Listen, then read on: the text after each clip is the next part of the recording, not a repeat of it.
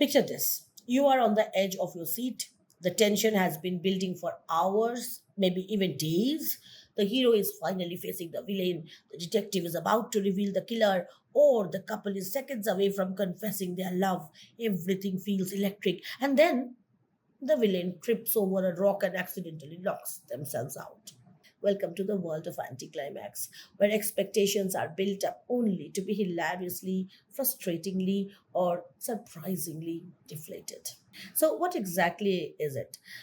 An anticlimax occurs when something that seems like it's leading to a dramatic, exciting, or emotionally charged moment instead ends in something trivial, mundane, or underwhelming. It's like climbing a mountain, expecting a breathtaking view, and finding a snack bar at the top. But here is the thing: anticlimaxes aren't always bad. In fact, they can be incredibly effective tools for humor, surprise, or even commentary. In literature, Shakespeare loved using anticlimax for comedy effect. Take A Midsummer Night's Dream. After all the chaos of mismatched lovers and magical mischief, the play ends not with a grand resolution, but with everyone casually pairing off and deciding to have dinner. It's light-hearted, unexpected, and leaves you smiling. In movies, anticlimaxes often subvert genre tropes to great effect. Remember Monty Python and the Holy Grail? After searching far and wide for the legendary Grail, King Arthur and his knights are abruptly arrested by modern day police, cutting the adventure short in the most absurd way possible.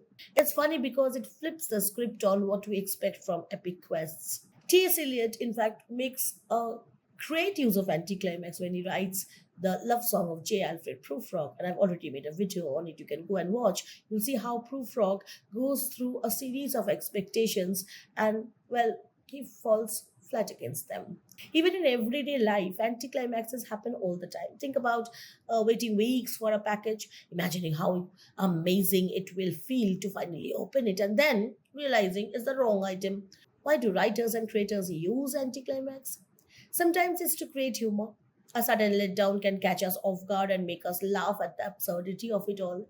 Other times, it's to reflect reality. Life doesn't always wrap things up neatly. In fact, it often leaves us hanging. An anticlimax can remind us that resolutions are not always satisfying or fair. And that's why anticlimaxes can also serve as social commentary. By undercutting high stakes scenarios, they highlight how ridiculous or overblown certain situations can be.